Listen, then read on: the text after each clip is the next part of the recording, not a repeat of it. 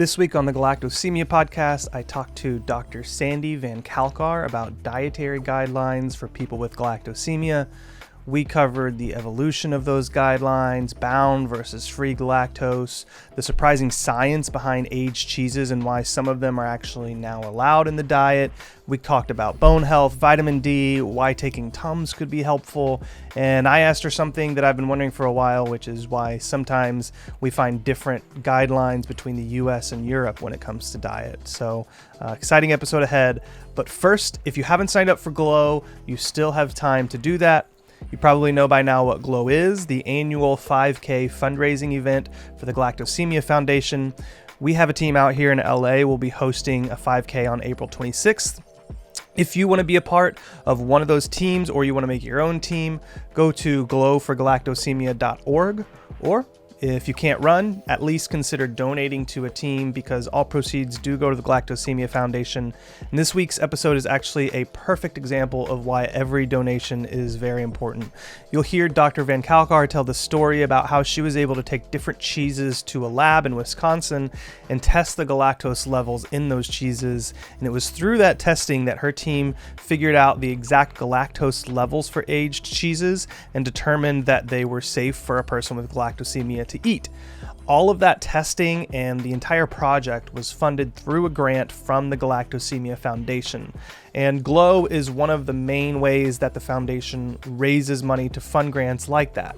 So it's a very important cause. It only takes a few minutes to donate. I'll even put a link in the description in the episode below, so you can just click it and go take a couple minutes, donate if you can. As always, these episodes are available ad-free and early on the galactosemiapodcast.com. But without further ado, let's jump in. Please enjoy the conversation that I had with Dr. Sandy Van Calcar. Okay, today I am thrilled to welcome Dr. Sandy Van Calcar to the podcast.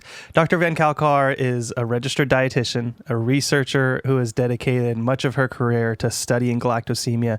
She holds a PhD in nutrition and currently works at Oregon Health and Science University in the Department of Molecular and Medical Genetics. Dr. Van Calcar has published numerous research papers on galactosemia and has been instrumental in developing dietary guidelines for the condition. She is especially known for her work in testing galactose content in various foods, which has helped expand the dietary options for people with galactosemia. She's also a key contributor to the International Galactosemia Guidelines, and she is a founding member and past president of Genetic Metabolic Dietitians International. Whew, what a bio. Welcome to the show, Dr. Van Calcar. Thank you, Ryan.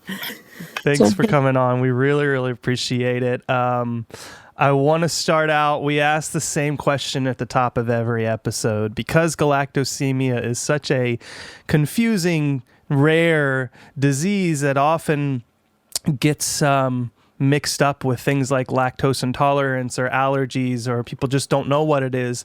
When you meet someone who has never heard of galactosemia before, how do you describe what it is? Okay. Well, if at all possible, I will get out a piece of paper and pencil and actually go through with them that way, because it's a whole lot easier to explain that way than it is just talking. But I describe it as a genetic disorder in the metabolism of a sugar called galactose. And galactose is part of lactose, which is found in dairy products. So individuals with galactosemia produce insufficient amounts of an enzyme that is found in all cells of the body that utilize galactose for various enzymes. And these individuals lack one of those enzymes, and what happens is that galactose will build up in toxic levels within the cells, which can have a lot of detrimental effects for their clinical picture. So things like liver failure, developmental delays. If it's not treated, it can be fatal. And then I also talk about newborn screening, and that we're able to diagnose and pick up this disorder very early in life, oftentimes before the kids become sick. And we're able to start treatment, which is mostly diet, and we're able to start that right away to prevent a lot of the complications that can be associated with galactosemia. And if you were to have a whiteboard and a marker, what would you be drawing? What would you illustrate out? I probably illustrate where you find lactose in milk, and that it goes through the GI tract, goes into the bloodstream, enters the cells. I'd probably draw an enzyme and, lactose 1-phosphate and how that enzyme right there is blocked. And that causes this buildup in galactose 1-phosphate. And then kind of how that can negatively affect metabolism. If you want, I would love if you draw something after we're done. Draw something up, take a picture of it, send it to me. I'll put it on the video version of this so people can see, because that type of stuff is so helpful. I know personally, I'm a visual learner. I do so much better learning when I can see something and like understand what's going on. And so I think something like that might be just really useful to people, just to be able to like it never hurts to get a reminder of how things are working. I've learned you think you understand something, and then a month later somebody asks you about it and you're like, well, I thought I understood it, but I need to go refresh all of my memory on all of these things, especially when it comes to something like metabolic, whatever we call it, enzymes and all that stuff. Yeah. So let's talk a little bit about your journey into being a nutritionist and how you became specifically involved with galactosemia research. What's your background? How did you find your way to where you are now? Give us a little bit of background, if you don't mind. Okay. Well, I grew up on a dairy farm. Oh. So, the cows were out there with the milk. And I went to college and really loved nutrition because I love science, but I also liked working with people. And I think sometimes a lot of scientists bury themselves in labs, and that was not me. So the field of nutrition and dietetics kind of combine those two. And I was in Madison, Wisconsin, in grad school at the University of Wisconsin-Madison. And I finished my degree in nutritional sciences. I had a master's degree. And I honestly didn't know what I was going to do. I was looking for jobs out here in Portland. I'm from Oregon. Also looking for jobs out there. And one of my professors was walking down the hallway and said, "Oh, Sandy, there's a job out there at the Weissman Center. Maybe you should go check it out." And I knew nothing about inborn errors of metabolism when I started. Is that what the Weissman Center does? Yeah. Their overall role is looking at developmental disabilities from a wide range of different things, but they have a lot of research going on, a lot of genetic research, which is kind of where the clinic there and the researchers there were concentrating on. So, and the other thing about Wisconsin is they have a very big food science department. So we also kind of became involved with that. But yeah, that was the Weissman Center. And so it really just landed in my lap. And I just fell in love with the field because, well, number one, there's a huge array of disorders, but it changes all the time. And there's a lot of research that goes on. So I was always learning things and always, it just appealed to my love of learning and, changing, plus my love for education and being able to work with patients. So I have been in the area of inborn errors and metabolism since 1998. Very, very long time, but I've never regretted it. And when did you start to hone in on galactosemia specifically? Yeah. So when I first started, I had a family with galactosemia, and the mom was very inquisitive. And I relate. And all parents are, but I mean, she would send lists and lists of questions. And that, a lot of them we didn't know the answer. So I started looking into food science end of things and food chemistry to explain all the things that she was talking Yeah. about. And then there was no educational materials out there, or what was out there was really not helping much. So then that kind of led me to develop some early galactosemia booklets and things for families, which then kind of went national through formula companies that I was working with, and it just kind of ballooned from there.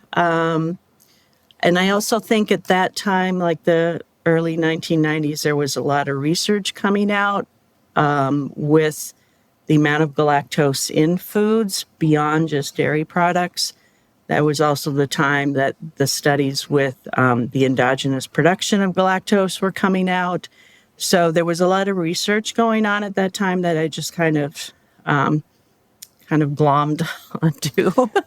Well, we talked to Dr. Barry in episode 3, I believe. Yep. And one of the things that I was just, I had no idea about the history kind of galactosemia. And he pointed out that in the late 80s, early 90s, he was one of the ones on the team that was like, hey, I think your body endogenously creates galactose. Mhm. And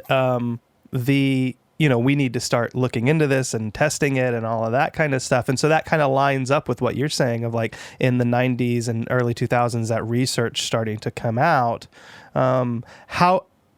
Because it's evolved so much from the 90s, early 2000s to where we're at now in 2025, the information that we have is so much more abundant, even though we don't know enough yet. Still, we do know a lot more than we did. How has your approach to specifically galactosemia dietary management evolved throughout what you've seen in your career? Well, when I first started, it was very, very strict. No dairy products at all. No cheeses, no any of that was allowed. But all the fruits and the vegetables and the plant products were okay.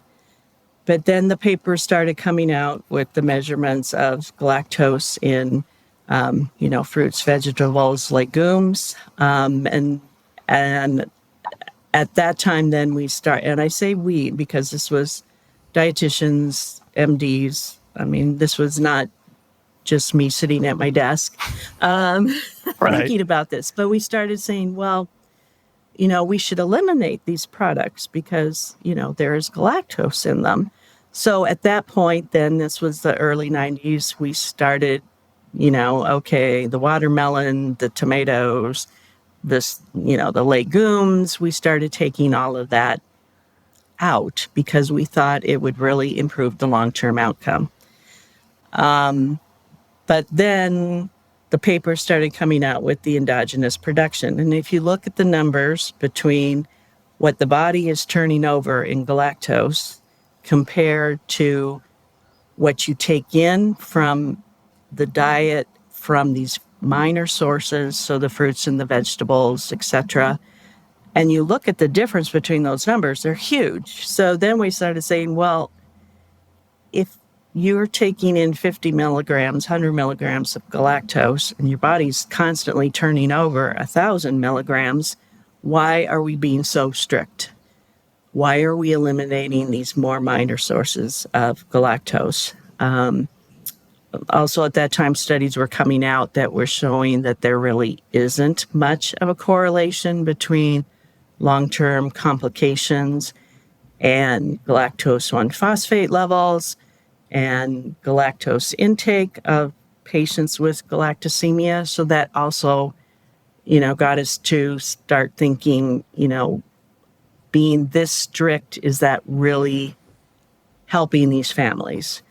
And then that just kind of got me interested in, these different foods and redoing some of the numbers that there were out there at that point in time. At that time, they were looking at just total galactose in foods, which for some foods is quite high, like legumes is quite high. But then we got into this free versus bound galactose in foods. And that kind of separated out how much galactose is in these different, again, basically most of the plant products anyway. And if you are able to separate those two, you notice that a lot of foods that we consider quite high in galactose, if you look at just the free galactose, it's really quite low. And so that, again, kind of put us in another directions.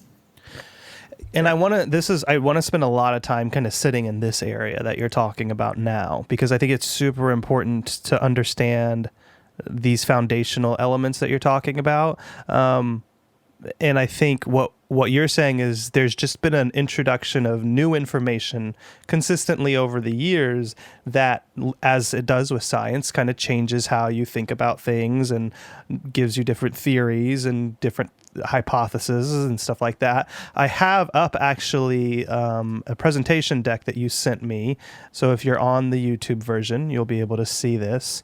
But this is something that you put together, which this slide is the comparison of the galactose content of a regular diet versus a galactosemia diet versus endogenous galactose production. And what we see is one bar on the left that's blue that is between 12 and 14,000 milligrams per day of galactose content. Is that right?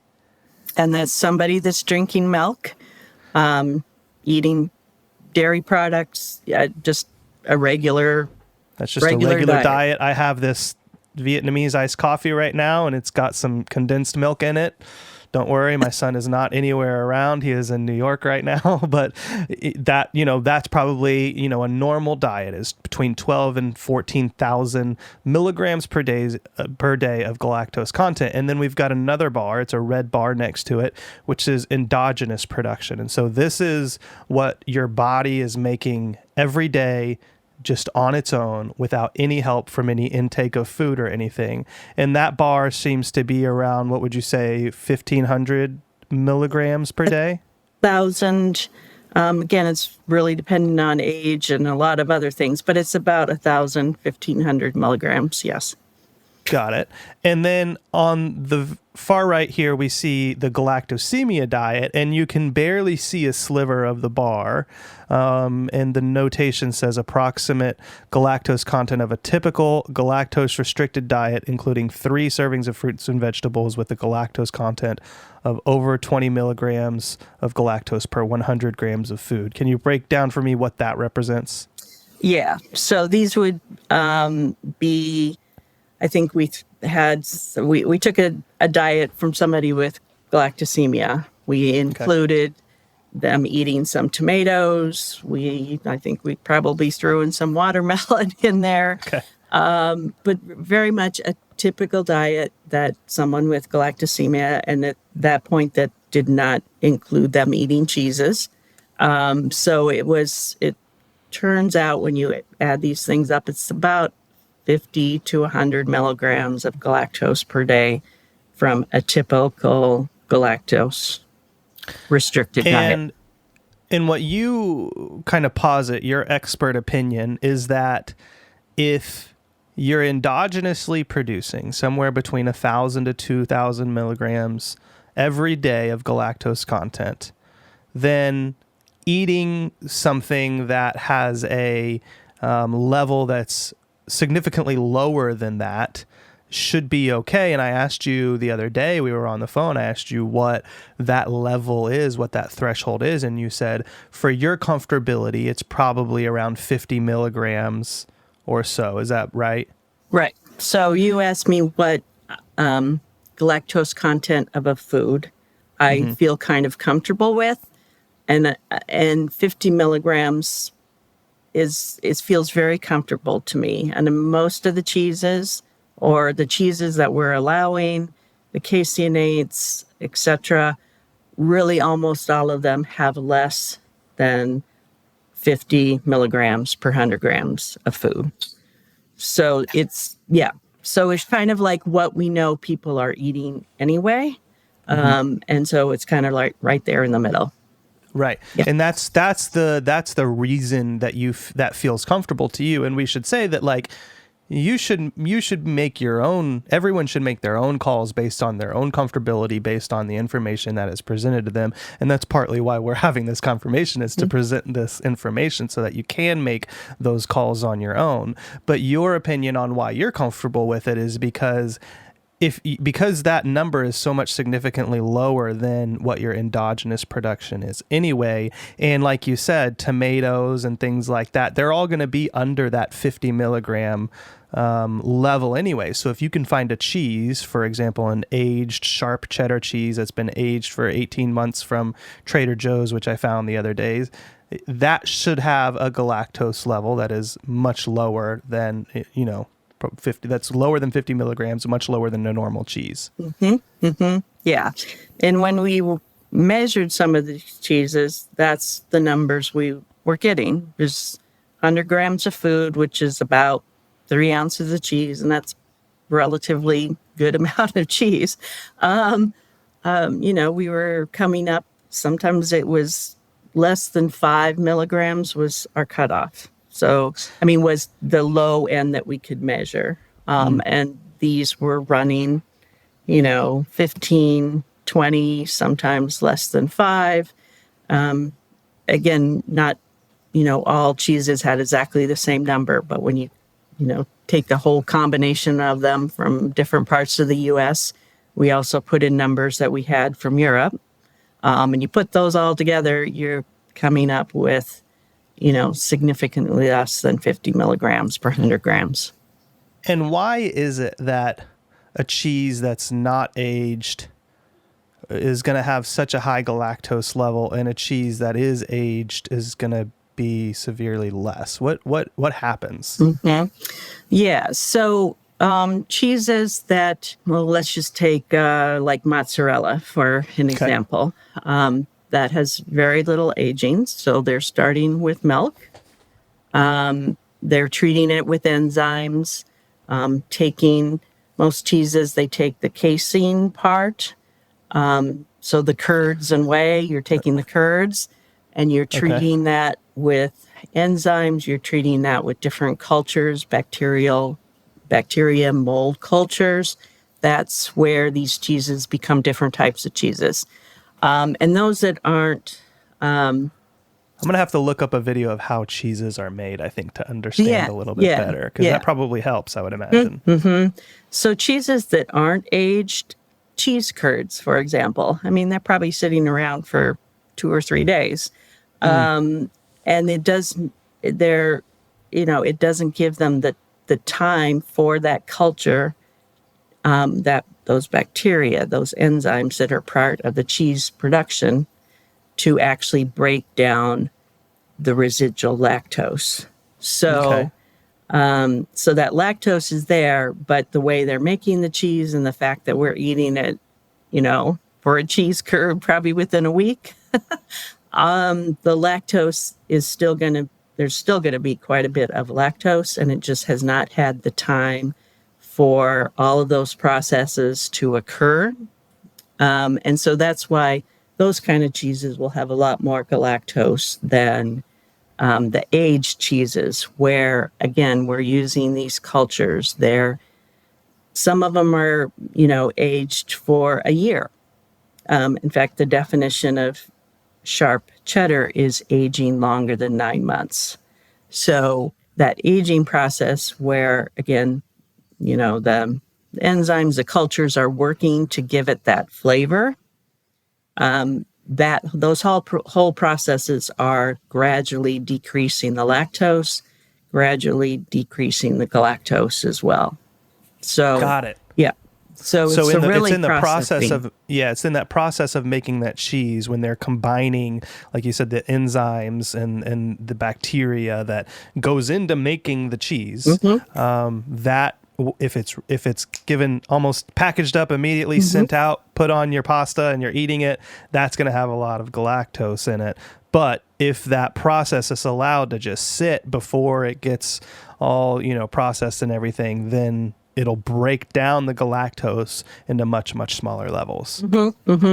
And some of the cultures that they use, are, again, there's just wide variety. Some of them actually break down lactose and galactose a lot faster than others do as well. Interesting. Some cheeses, they'll use like heating processes that actually stop or slow down that aging process, that, the enzymatic activity or the activity of these different cultures. Those cheeses, if you're stopping it early, might actually have, or probably does have, more galactose than those that are hanging out in those barrels for a year. And that probably depends on what the company that's making the cheeses is trying to achieve with the type of cheese, the texture, the taste, all of the things. It's like they're not thinking about a galactosemia diet. They're thinking about the end product and does it taste good enough for their consumer. Right. But it actually has a very big ripple effect on the galactosemia community because, like you said, if you use an enzyme that breaks it down much quicker versus one that doesn't, like it's going to have more galactose or less galactose in it.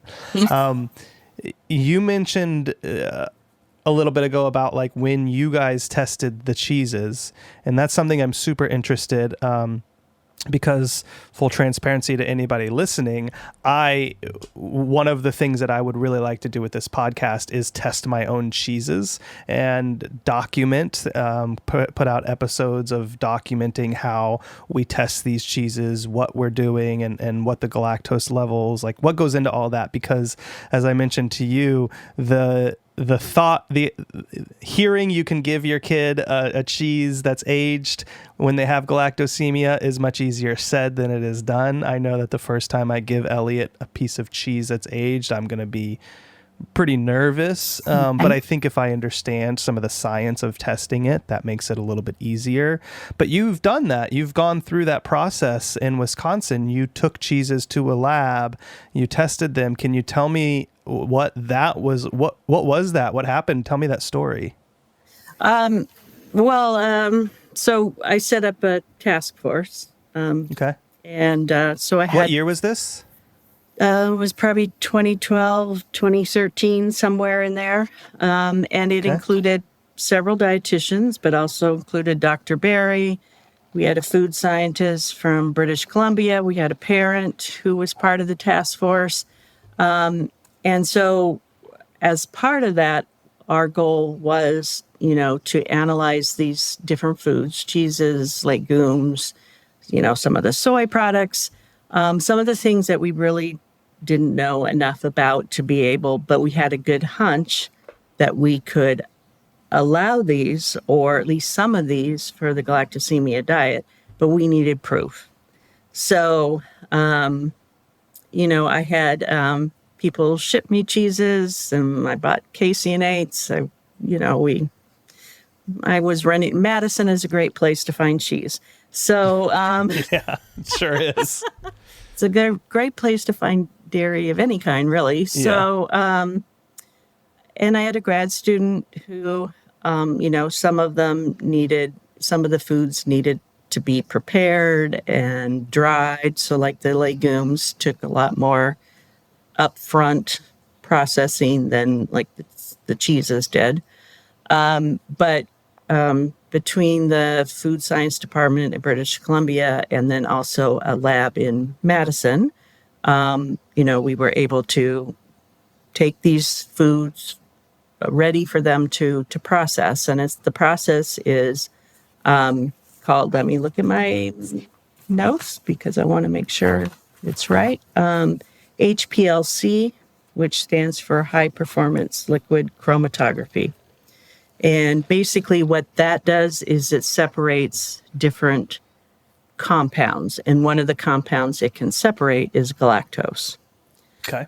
And so you run it through this column, and then you compare it with liquid that of known galactose content. So they run through the machine different amounts of galactose to kind of give you a standard comparison. And then they do that with the different foods after they've added lots of different chemicals, run that through, and then you can compare it to this standard known amount of galactose and compare the food to that and come up with a very good estimate of how much galactose is actually in there. And how long did this take? Like, what was the time period over which you kind of started this project? You tested, you got your results. How long did all of that go on? Oh, we probably did it for a year. I think if we had just, that's all we did, it would have gone a lot faster. But I think I don't know, it was probably a year, maybe longer than that. The food science places we work with were actually pretty quick. I mean, they had a pretty quick turnover of a couple months. So it wasn't a real time-consuming process. It was more collecting things, getting a student to help finding places to do all of this in. That probably took longer than the actual chemical analysis. That was actually probably pretty quick. And this was all funded through a research grant, is that right? Yeah. So we had a research grant through the Galactosemia Foundation. Okay, great. And then there were papers published from this stuff? Mm-hmm. Mm-hmm. So we have several papers. One of them was in a food chemistry journal where we actually put the numbers down for what we were analyzing. And then another one was actually the summary of the task force that we had put together. And in there, we were concentrating on diet, but we did a lot of, lit review. We had Dr. Barry, who's, knows anything and everything. The smartest man I've ever met. I've said it many times. And all the numbers that we had. And so we met for a couple days and we had our questions. It included, infant feeding and, allowed foods and foods that weren't allowed. We took food analysis that we did, plus what was in the literature, plus what we could get from the Europeans who had done some food analysis. We kind of put that all together and put out a guideline paper. That makes a lot of sense. And I will track down those papers probably by hounding you for them a little bit later. I'll put them in the description of this episode if anybody wants to read them, and if anybody is interested, which hopefully a lot of people are. Along that process, did anything really surprise you when you were testing those foods? Was there anything that was, a little bit of a shock? Again, earlier numbers than before the 90s, there was galactose content of foods out there. But again, it was this total galactose. And when you, especially the legumes, when you are measuring total galactose, you're actually getting quite high numbers because you're getting that free galactose, but you're also getting all that galactose that's associated with the cell wall and other parts of a plant cell that we as humans don't have the enzymes to break down in our GI tract. So the galactose that's hooked to all these different compounds in a cell wall, we actually can't digest. It actually becomes, enters our large colon, becomes part of, when you say you mean anybody. I can't digest it. You can't digest it. We're not just talking about galactosemia patients. Right. So I think I understand now, and I'm glad that you brought this up because I've heard you talk about free versus bound galactose before, and I'll pull up again for people on YouTube who are following along. I'll pull up the presentation that Sandy shared with us. There's a nice little illustration here of galactose in plants, free versus bound. And so what you're saying is, if you're testing all of the galactose in something, then you're testing the free and the bound galactose in that. But that's faulty because the is it the free galactose or the bound galactose that we can't digest? The bound galactose. So our GI tracts do not have the enzyme that break down the bonds that are in that quote unquote bound galactose. So in someone with galactosemia, really the thing that we need to be concentrating on is the free galactose, because that's what is going to go through the process of the galts and the Galc and the Gale and all that kind of stuff, which we have talked about many times.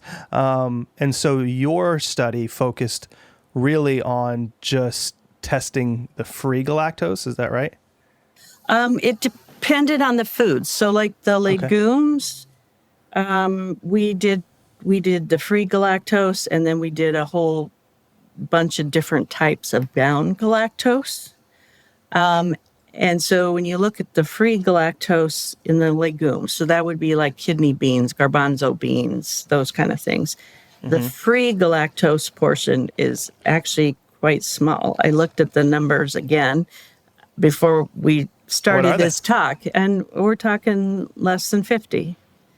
But then you look at the components of the bound galactose, and those are not insignificant. And that's why with the fermentation process, when you're fermenting foods, that bound galactose actually gets broken down and actually becomes a free galactose. And that is why fermented foods have a higher amount of free galactose than foods that are pickled or just processed, like soy milk or tofu. Now, again, those aren't PLAB products, but, that processing is not, you're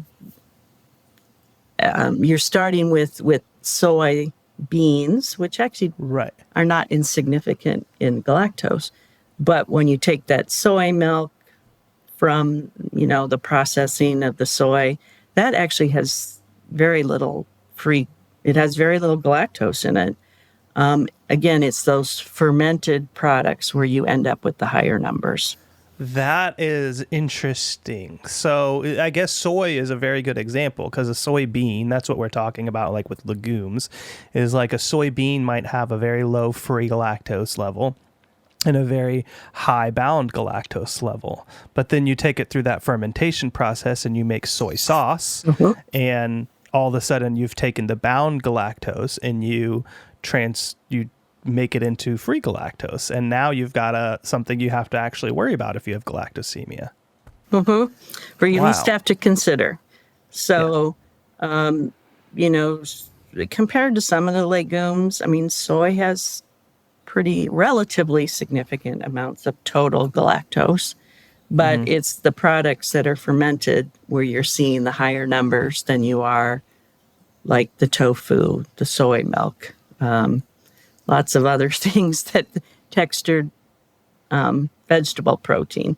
Right. Again, those are being processed, but it's not such a dramatic, I guess, processing as the process of fermenting is when it comes to, forming more free galactose. Right. Yeah. So that helps me understand bound versus free galactose. There's another thing I was hoping to have you help me understand a little bit more, because I had never heard of caseinates up until a few months ago. And now I hear it all the time. And every time I hear it, I kind of nod my head like, yeah, caseinates, those are, you got to watch out for casein. I don't know what caseinates are. Can you tell me about caseinates? Okay. So when you make cheese, you're getting that quote unquote curds and whey. The curds are casein. Okay. And the galactose that's found in casein is more contamination from the lactose that goes with the whey. So when you're making cheese, that whey is where 90% of the galactose ends up. 10% ends up with those curds. And then the curds are used to make cheese. And again, some of the cheeses are okay because of all of that processing and everything else that we talked about really reduces the galactose. The caseinates are taking the casein protein, and again, it's a lot of enzymatic processing, et cetera, to produce caseinates, which is actually an additive that's used in food to thicken things, to kind of like gel different food products. Probably if you think of like coffee whiteners, the fake cream you're putting in coffee. That's actually most of that is caseinates. But so if you look at the ingredients on carnation, carnation milk that dry stuff you throw in coffee, there'll be caseinates in there. But because we've taken those curds, we've taken the caseinates, which is the protein part, and then taken the casein and processed it over and over and over to get to caseinates, there's really very little galactose left in the end. It's not zero, but there's very little left by the time you go from the curds to the casein to the caseinates, based on all that different processing, all the different enzymes, et cetera, et cetera. I would imagine there are casein ingredients that are used in other products too. Do we need to be cautious and be able to determine what's acceptable in ingredient labels, particularly regarding like casein ingredients? Mm-hmm. So we say casein by itself. If you're seeing casein on an ingredient list, we're saying don't use that. Okay. It has some galactose in it. It's not as much as like the curds that we separated when we're making cheese, but it has some. The reason we're saying caseinates are okay is because of all that subsequent processing and all that subsequent washing that they do to convert casein to caseinates. So we've left some of those casein things on the quote unquote no list just because it does have more than the caseinates do, again, because of all that processing and the fact that it's just used kind of as an additive. So you're not using a whole lot in the different foods that include caseinates to begin with.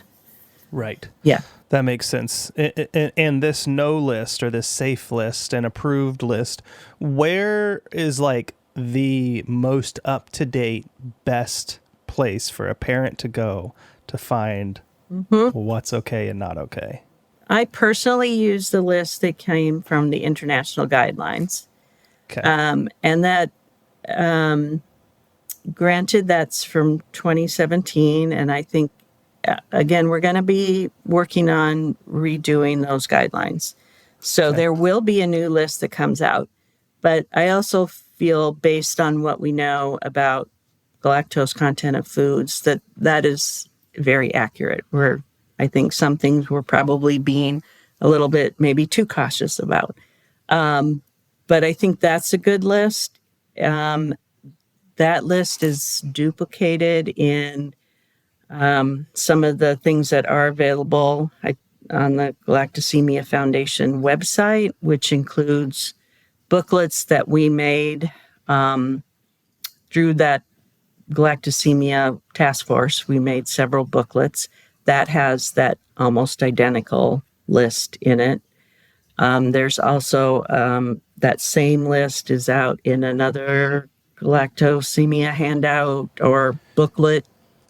I'm on the galactosemiapodcast.com right now, if anyone's following along. If you go up to resources, I've got Galactosemia Guideline. This is the International Clinical Guidelines for the Management of Classical Galactosemia. So if you want that, somewhere in here are the guidelines. Yeah, you actually have to go to the supplementary material of those guidelines to actually get that list. So the guidelines don't just focus on diet. They focus on bone. They focus on endocrine issues, school, et cetera, speech, et cetera, et cetera. So what you get in the guidelines is a whole bunch of statements. They're grade, but really the meat of everything is in those supplementary parts of that guideline. So I will put those up on the website as well, and we'll put a link in the description to those, because that sounds like it's important. It sounds like it's important for parents to be able to refer to a list to go, okay, this is not okay. And the list that's on the Galactosemia Foundation website, I just looked at it because I wanted to make sure that's, again, basically the same. So, I think all of those sources have the same list. Great. And when we talk about approved lists of things that people with galactosemia can have, one thing, as I've talked to people in the UK, is that there might sometimes be things, like more things that are approved over there, or different things. There's some differences in the list. It doesn't seem like it's fully aligned. In fact, you see a lot online on the Facebook groups of like, well, over in Europe, we allow this. And then it's like, well, over in the US, we don't allow that, but we allow this. What's that discrepancy between the different parts of the world? Well, I will say that they align more than what they used to. Okay. Because of those international guidelines. Yeah. So they used to be worse. But if you think about it, the foods, especially the cheeses, there's a lot of different cheeses out of Europe that some of them end up here in the U.S. Some of the smaller, like some dairies here, like especially the specialty cheese shops that are associated with a dairy, and they're following the same, steps to make, let's just say Emmentaler cheese. But again, there's just a lot more different kinds of cheeses in Europe that, they've analyzed compared to us. I'm really looking forward to redoing these guidelines, because we will have a whole lot more numbers that we can put in, and come up with a more expanded list. But, anything that's coming out of the UK galactosemia group that has been analyzed by the UK group, and they really seem to be the ones that spend the most time analyzing all these different cheeses. I totally trust them. Can we go to the grocery store here and get some of those brands? I haven't found them. They're probably out there somewhere, but it's just a different, a different food market. The other thing that we have, like kind of on our moderation list from the international guidelines, is organ meats. Mm-hmm. They eat organ meats in Europe. They've never restricted them for the galactosemia diet. They're on the moderation list because we don't have numbers. And it was very important to us to have numbers that we could say there is actually X, Y, and Z amount of galactose in these different foods. So it was, and this is not uncommon between, European versus US guidelines. I think we tend to be more conservative a lot of times. Other disorders, they tend to be more conservative. It's just, different philosophies. So personally, I think the thing is, nobody here is like jumping up and down to have liver. So I haven't felt like this pressure to go out and get some and actually see how much galactose is in there. Well, I was going to ask what classifies as organ meats, and it looks like liver, heart, kidney, tongue, brain, oxtail is on there, intestines, tripe, which is intestines. So there's things that they eat much more of that in Europe than we do here. And it's just different cultures, but there definitely are, groups here. I grew up eating those kind of things because my, grandparents came from Holland and we did the Right. same thing. So there's definitely people that eat it here, but it's not as prevalent as there. But Are hot dogs considered organ meats? No. Okay. So that's kind of another complicating thing. In what way? So if meat byproducts, that is rarely do you find it in hot dogs, but you can.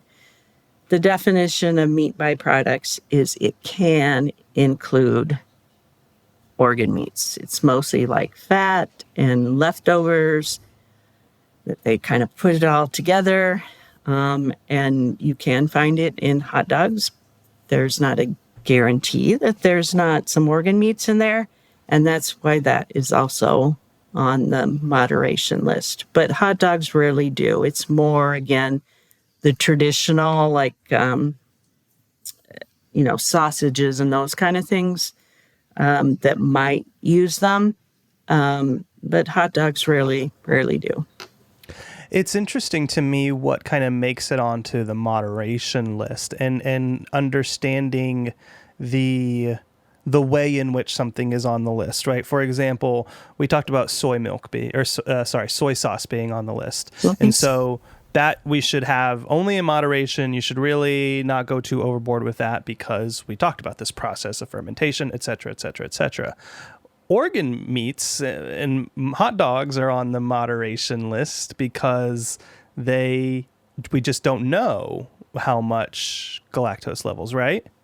What's on the moderation list is meat byproducts. Byproducts. Yeah, hot dogs are not on there, but what we're suggesting you do is look at the ingredients of the hot dogs you're using. And if it has meat byproducts on there, there is probably a good chance that there's some organ meats that were used to make that hot dog. And when we talk about organ meats, we're saying like we are a little more cautious than the Europeans because we haven't tested them, and so we don't really know the numbers. So it's not even that we know and you can't have organ meats. It's just we don't know, so we put that on there. I just think that's interesting because it's good to know one of these is like, yeah, you really probably shouldn't have too much soy sauce, and the other one's like, we're not really sure if you should have it, so let's put it on there, in case. I honestly don't think organ meats, I don't think meat byproducts are going to remain on that moderation part after we get done redoing the guidelines. And I want to know, why was liver on the no list? Because it was on the low list when I started back in whatever day that was, 1998. It was on the no list. And so everybody said, okay, it's got it. We're not going to, we're not going to have it. So, one day on board, I go back to the papers, and where did that come from? It came from a 1960 paper, a paper from the 1960s. It was totally a theoretical no, because there can be galactose stored as part of the proteins and the lipids within the liver. I doubt that there is that much to get that excited about, but that is when it started, was in a 1960s paper. And we just said, okay, we're taking that, and so it's really some of the things that we, changed after we did the food analysis changed because we actually had a number and could say, those old numbers were wrong. It wasn't wrong because that's how you did it. But the new technology showed that those numbers are actually different, especially. And that's why it's really important to ask why and to ask, let's not just keep doing the status quo for status quo's sake, but let's make sure there's reason behind what we're doing. It's why I ask so many questions, because I just, I want to know for ourselves. we had talked a little bit before about the UK specifically and the Birmingham clinic, which you told me has been doing ongoing testing, which, by the way, if there's anybody from the UK listening that knows these people, I would love to have the people on the podcast from the Birmingham clinic and the people who are doing keep doing these testings, because I think it's so important. How does that international collaboration work in updating those food recommendations, or is there that cross-pollination? And then also, I noticed that Baby Bell was recently added to the list.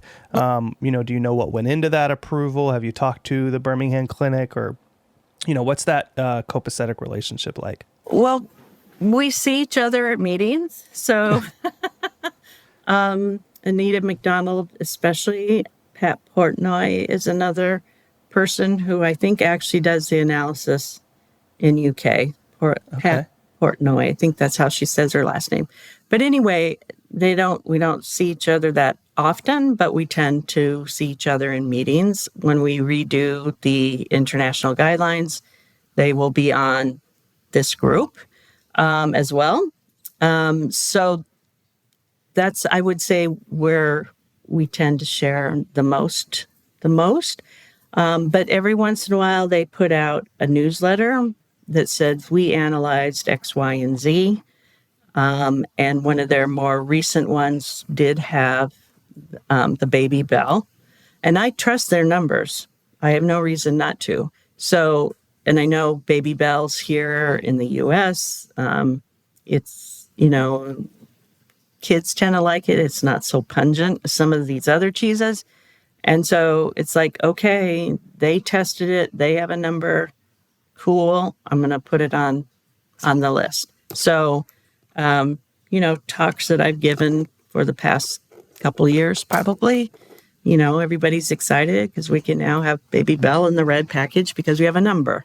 And that's really what it comes down to, is collaboration, which, again, I'm really excited. We're redoing these guidelines because we have these phone calls, and I love doing it because everybody has different thoughts about things.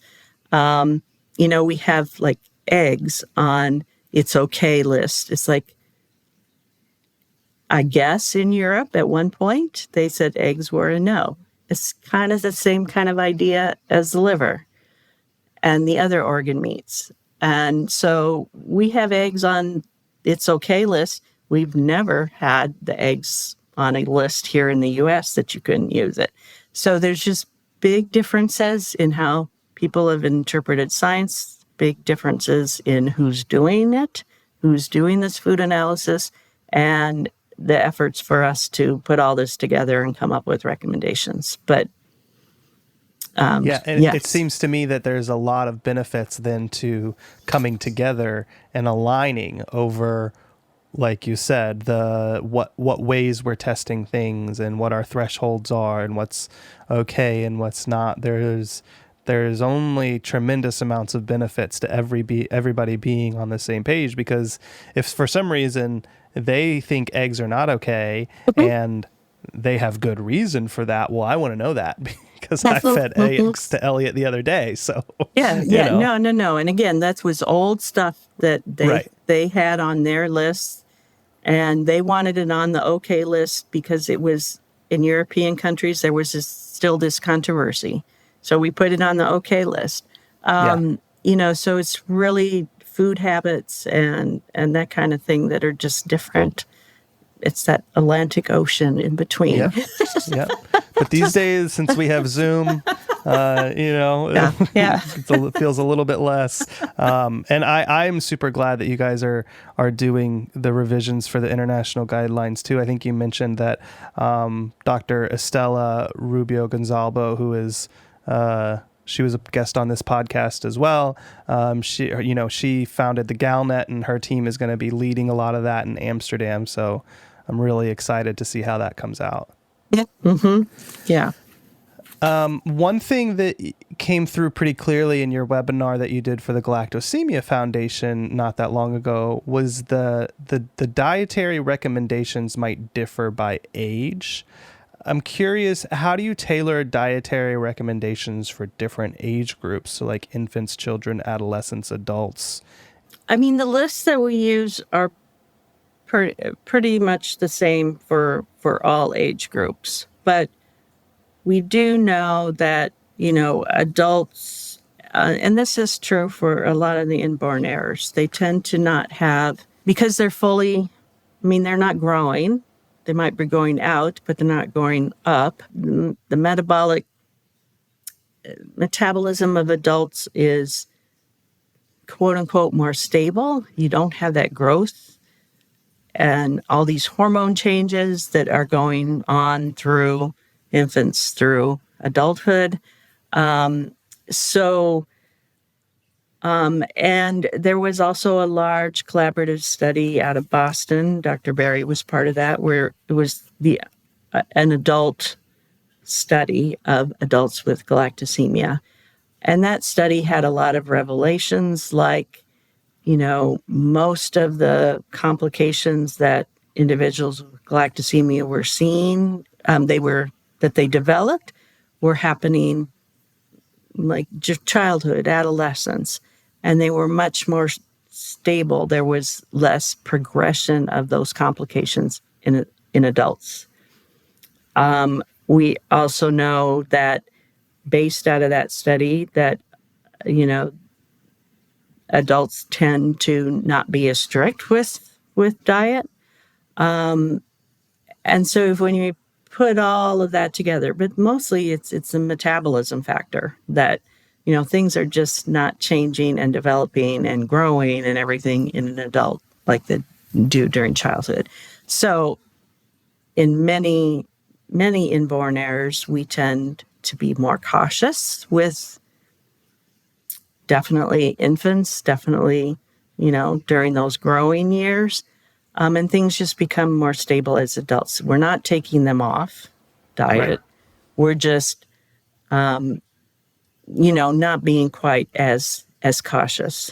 And again, it just kind of relates to the fact that adults tend to metabolically be more stable than kids do. That makes a lot of sense. Yeah. One thing you also talked about in the webinar was bone health. And I think your expertise in bone health is particularly valuable in our community. Can you explain the bone remodeling process and why individuals with galactosemia might be at more risk for bone health issues? Okay, so bone remodeling is a process that happens all through life. Again, it's very complicated, but to make it simple, there's two main processes that are going on at the same time. There's bone resorption, which is breaking down bone, and bone creation, which is setting the minerals into bone. And again, they're going on all through life as children, infants, children, adolescent growth spurt. That bone formation is much higher than the bone breakdown. And the older we get, the more the breakdown component kind of takes over that formation component.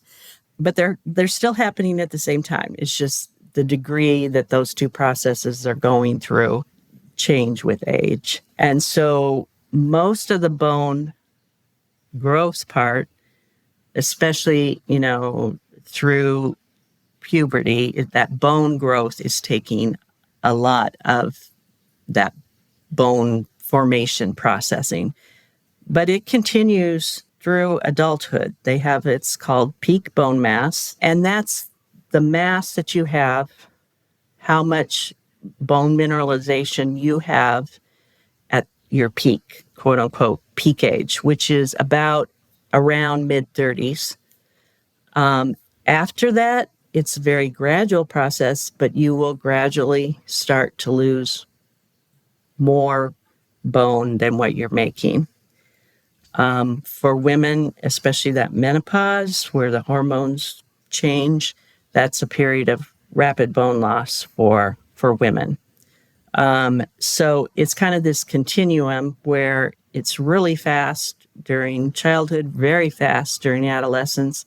And, the formation kind of levels off. You hit this peak part, and then gradually we start to go the other way. And it's, again, that breakdown versus buildup of that mineralization that changes with age.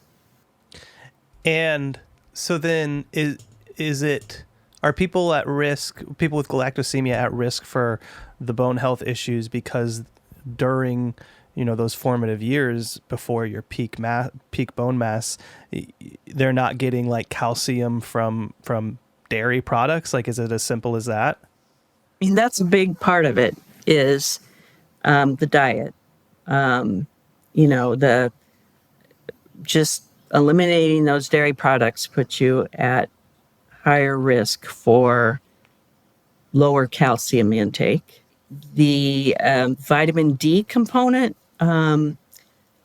where we get most of the vitamin D is from milk because we supplement milk. We fortify milk with vitamin D. Okay. It's also, some fish products have it. The sun, we produce it ourselves. But that fortification of milk is where a lot of us get our vitamin D from. And so just taking that whole group of foods basically out of the diet puts people with galactosemia at a risk just because of that. There's also, people have looked at, does galactosemia itself have an effect on bone? There's a lot of galactose proteins that are actually part of collagen. So again, are people with galactosemia at risk just because of their different metabolism in the bone department? That's really not known very well, but people are looking at it. And then there's the hormone end of things, which applies mostly to the girls with galactosemia. Estrogen has a huge role in bone formation, actually both the sexes, but because of the ovarian insufficiency and the lack of hormone production, that puts girls at risk for bone problems. Now, if they are followed really closely, they get hormone replacement, et cetera, that decreases the risk a whole lot. But, a girl with galactosemia who has poor estrogen and poor hormone is at really high risk for bone problems unless if they're followed and, somebody's looking at those hormone levels and doing some replacement for them. So there's lots of factors in there, but diet is a huge one. And what testing do you recommend for monitoring that bone health as kids get older? And at what ages do you do testing?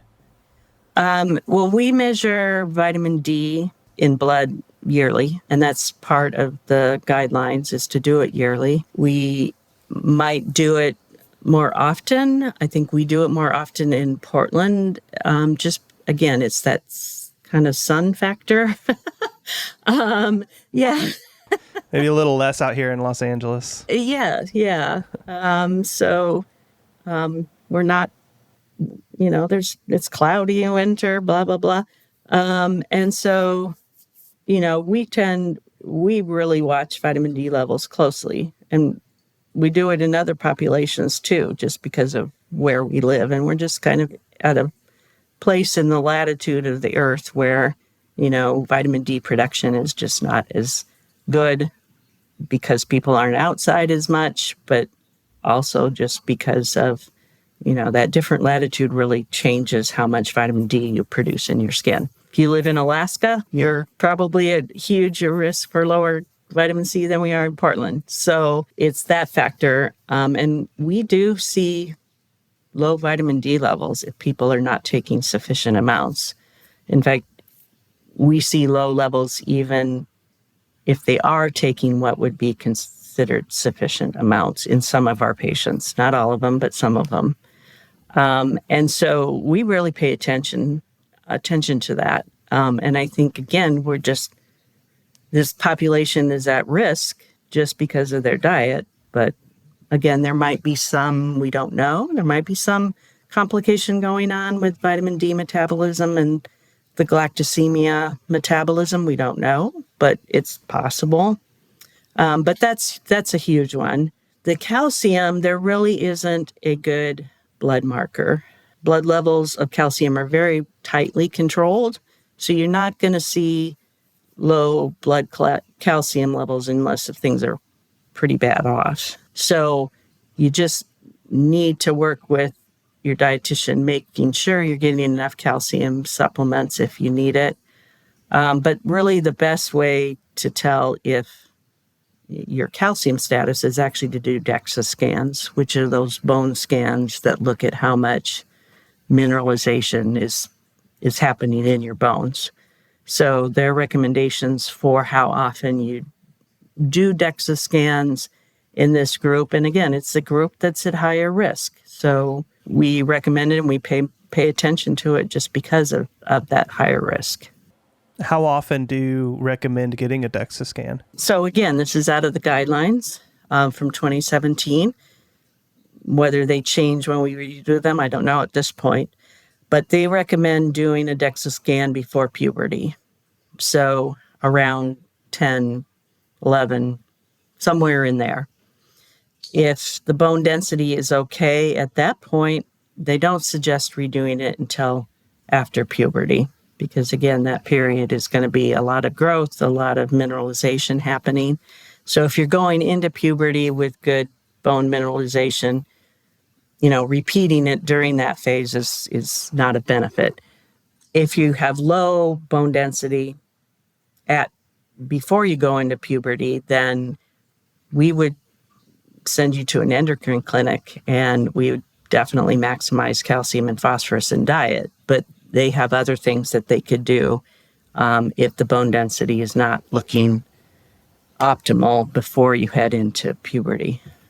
So on that note of what you could do, I'm curious if you find somebody with low vitamin D levels, how do you treat that? And then also, you mentioned we would up the calcium in the diet. What does that look like? And what are those other things that an endocrinologist could do?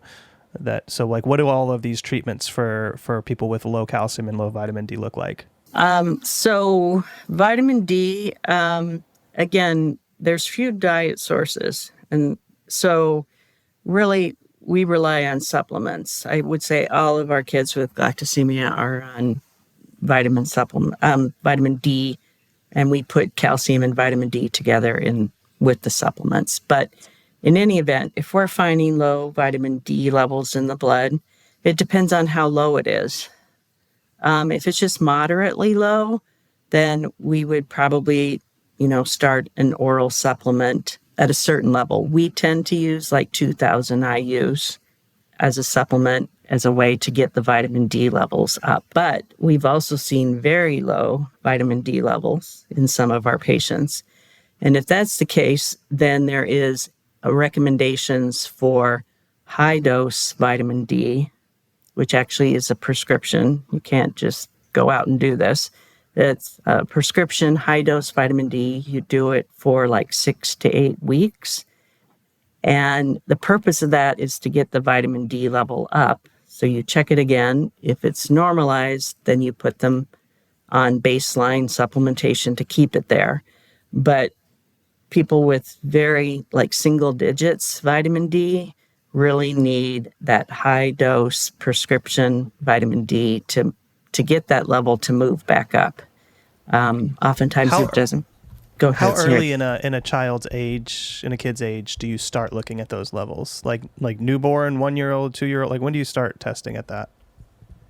So typically we don't do it. I would say probably at 2 years of age, we probably start it. With the formulas that the kids are on, that's got a good amount of vitamin D. And so we might check it if we have some concerns, but in general, we don't. It's more when you're off a formula and you're on just diet.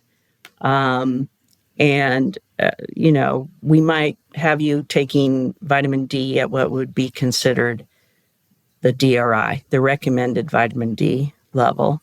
But we check because in our group, Even if you're just taking or you're taking that recommended amount for the general population, we still find low levels and we need higher supplementation. Again, living in San Diego, it's probably not that big of a deal, but where we are, it is. And just following the recommended amount of vitamin D for some is just not sufficient. And so we really rely on those blood levels. In terms of calcium supplementation, my wife heard that taking a Tums every day could help with your calcium. What are your thoughts on supplementing with something like Tums? It's fine. Really? Yeah. So Tums is calcium carbonate, which a lot of calcium supplements is calcium carbonate. And the reason it's used is it's chewable. It doesn't taste too bad. Some of the kids, that's what we can get them to take. Really? Yeah. Others, the big thing now is the gummies, the calcium vitamin D gummies. That's better for kids. They like gummies better than they do Tums. But of course, you're basically giving them candy. You're giving them candy, yes. So and that's good. We're good. It's okay to just pop in a Tums or a gummy. Okay, that's good to know. Yeah. And there's others out there, of course. There's liquid ones. It's not the most popular. Supplements are not, kids are not big fans of these things. Sure. So yeah, but that's for the gummies in there. If it's a gummy bear, I don't even think they know it's a supplement. You just put it next to their dinner and they'll probably eat it first. It's sure easy to supplement now. We have gummies out there. That's amazing. I love that. Yeah. Okay, let's wrap up with some practical advice. I don't want to take too much of your time, but for day-to-day management of the galactosemia diet, I'm hoping you can give us some good tidbits. What are kind of just the top 2 or 3 pieces of advice for parents who are just beginning to navigate the galactosemia diet?